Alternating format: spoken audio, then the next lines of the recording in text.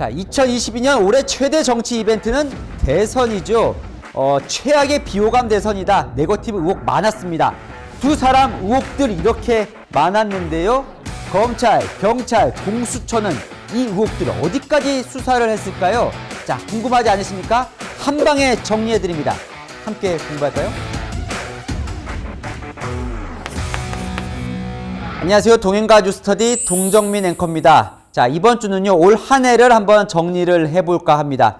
올 한 해 최대 정치 이벤트라면 역시 정권 교체죠. 자, 두 사람 참 박빙이었습니다. 이재명 후보 47.85% 득표했고요. 윤석열 대통령 48.56%. 자, 0.73%포인트 역대 최소 격차 차이로 윤 대통령이 당선이 됐죠. 또 기억하시겠지만 최악의 비호감 대선이다. 네거티브도 치열했고요.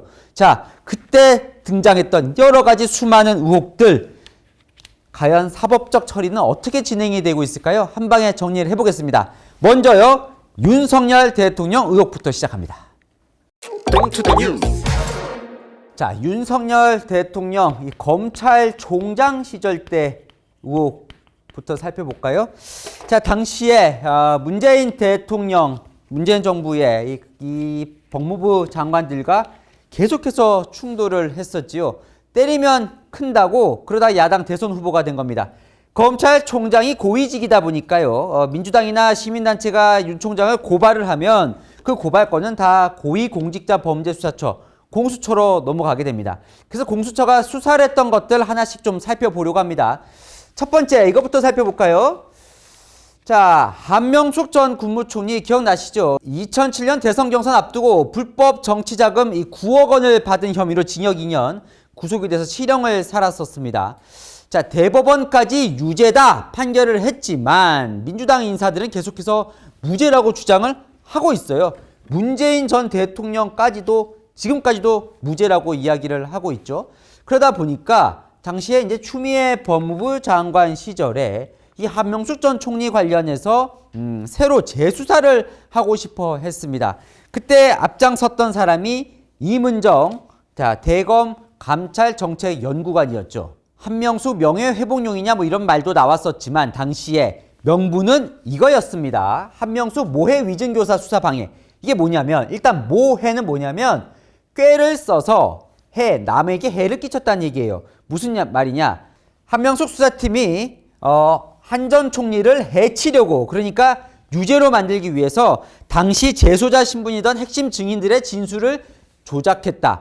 그러니까 유리한 것만, 본인들에게 유리한 것만 넣고 불리한 거는 뺐다, 이 의혹입니다.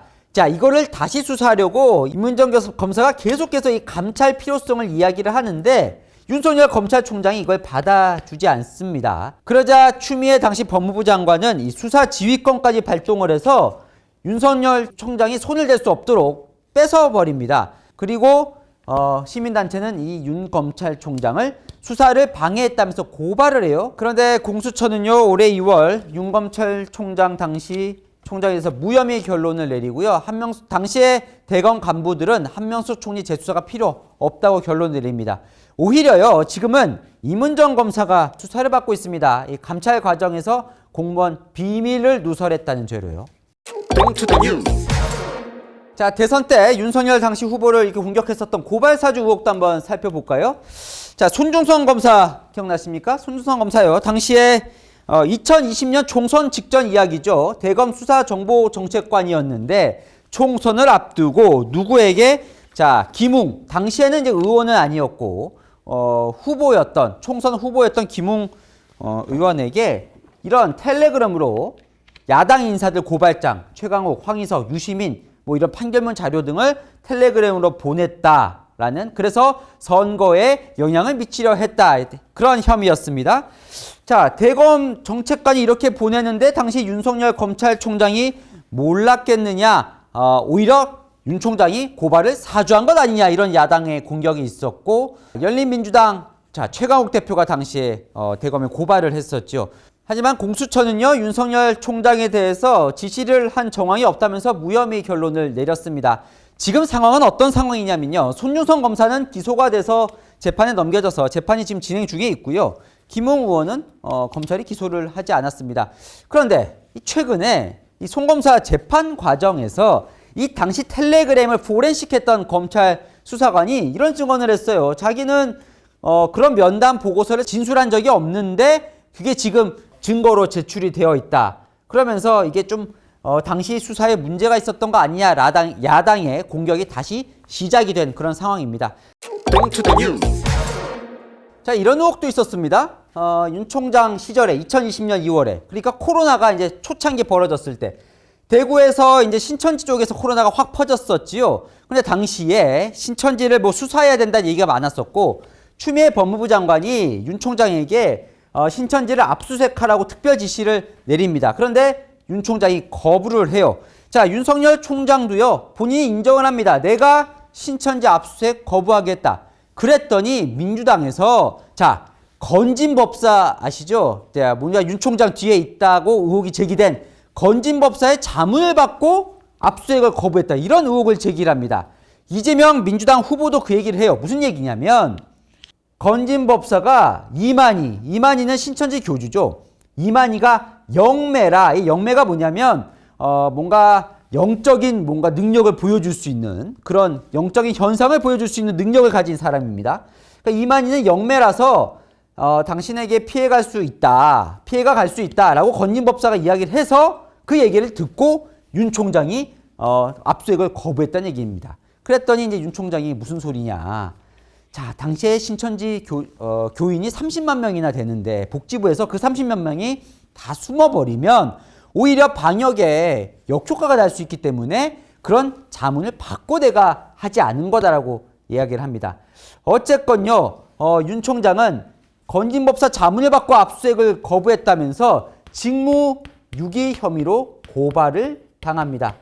하지만 공수처는요, 이거 자체가 고발 요건에 성립도 하지 않는다면서 각하시켜버립니다.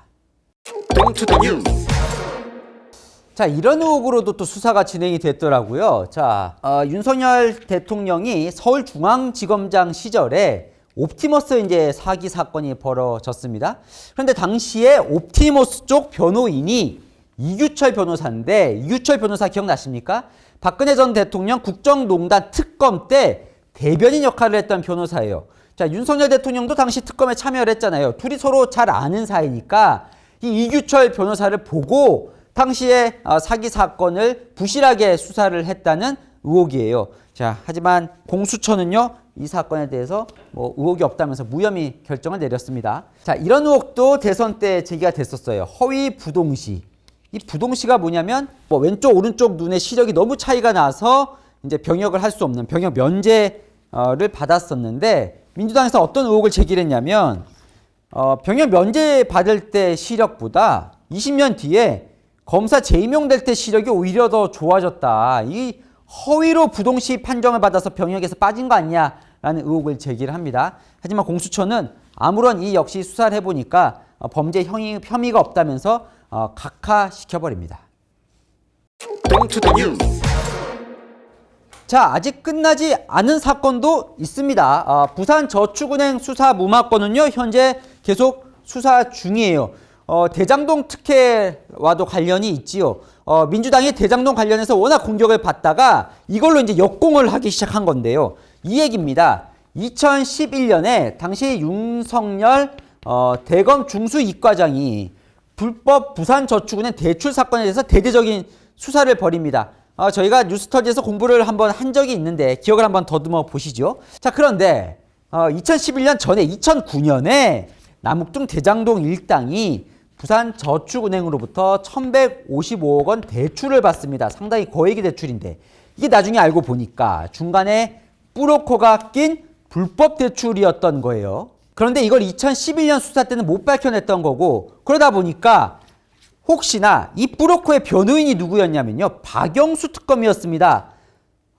윤석열 총장의 중수부 선배이자 같이 특검을 한 아주 친한 선배죠. 이 선배가 브로커 변호인이었다 보니까 역시나 수사를 봐준 것 아니냐, 이런 의혹이 제기가 된 거예요. 당시에 윤석열 후보는 속아 웃을 일이라고 반박을 했는데요. 이 의혹은 이 검찰이 무슨 혐의를 가지고 수사를 하고 있는 건 아니지만 무혐의 결론은 내리지 않았습니다. 부인 김건희 여사 관련 의혹도 대선 때 꽤 있었죠. 먼저 논문 표절부터 볼까요? 당시에 김 여사의 국민대 박사과정 논문 그리고 학회지에 투고한 논문 총 한 4편이 표절이다 이런 의혹이었습니다. 자, 뭐 이런 것도 있었죠. 회원 유지라는 표현을 영어로 멤버 한글 유지라고 표현을 했다 뭐 이런, 그래서 질이 떨어진다 뭐 이런 의혹도 있었는데, 자, 국민대가 최종 결론을 내렸습니다. 이 4편 중에 3편은 표절이 아니고 1편은 검증이 불가하다. 결론적으로 문제가 없다는 결론이에요. 여전히 교수들 중 일부는 반발을 하고 있죠. 자, 두 번째, 허위 경력 의혹도 있었습니다. 자, 대선 도중에 김건희 여사가 기자회견까지 자처해서 이렇게 얘기한 적은 있죠. 사과를 하면서 잘 보이려고 경력을 부풀리고 잘못 적은 적이 있습니다. 모든 것은 저의 잘못입니다. 이런 내용이에요. 김건희 여사가 이 5개의 대학에서 강사나 겸임 교원을 하는데요. 이때 그 채용을 신청할 때 경력이나 이력을 좀 과장해서 적었다 이런 의혹이에요. 예를 들면요. 서울대 나온 거는 실제로는 서울대 경영전문대학원 경영전문 석사를 나왔는데 학력에는요 서울대 경영학과 석사 이런 식으로 이제 적었다는 거죠. 자, 그러자 시민단체는요 김건희 여사가 고의적으로 이렇게 허위 경력을 냈다라고 하면서 업무 방해 혐의와 그 다음에 이런 허위 경력을 상습적으로 냈다. 그래서 상습 사기 혐의로 고발을 하는데요. 검찰은 자, 이 업무 방해 혐의에 대해서는 공소시효가 끝났다. 공소권 없음 결론을 내리고 상습 사기와 관련해서는 당시에 좀 과장된 이력들이 채용에 결정적인 영향을 미치지 않았다. 증거 불충분으로 무혐의 결론을 내립니다. 자, 대선 때 이런 일도 있었죠. 이것도 수사가 됐었더라고요. 그러니까 김건희 여사가 서울의 소리 기자와 7시간 동안 통화한 내용이 이제 공개가 되면서 아주 큰 화제가 됐었습니다. 자, 그 내용 중에 보면 김건희 여사가 이 서울의 소리 기자에게 코바나 콘텐츠 강연료로 105만 원을 준 내용이 나오거든요. 이것이 회사 돈으로 줬다면 회사 돈을 횡령한 거다라고 이제 고발을 당합니다. 그리고요, 이 통화 내용을 보다 보면 잘하면 내가 뭐 1억 원 줄 수도 있지 이런 대화하는 내용이 나오거든요. 이게 당시에 남편 당선을 목적으로 이 기자, 언론사 기자를 매수한 거다. 공직선거법 위반 혐의로 또 고발을 당합니다. 경찰은요 6개월 수사 끝에 무혐의로 결론을 내립니다. 대통령 당선을 위해 유리한 보도를 해달라고 돈을 건넨 증거는 없다라고요. 하지만 김건희 여사 관련해서요 수사 중인 사안도 있습니다. 자, 이 도이치모터스 주가 조작 건은요 지금 재판 중에 있습니다. 그런데 김건희 여사가 재판을 받는 건 아니고요. 자, 도이치모터스 권오수 회장이 검찰로부터 징역 8년 구형을 받았어요. 도이치모터스 주가를 이렇게 조작해서 막 올렸다는 혐의로요.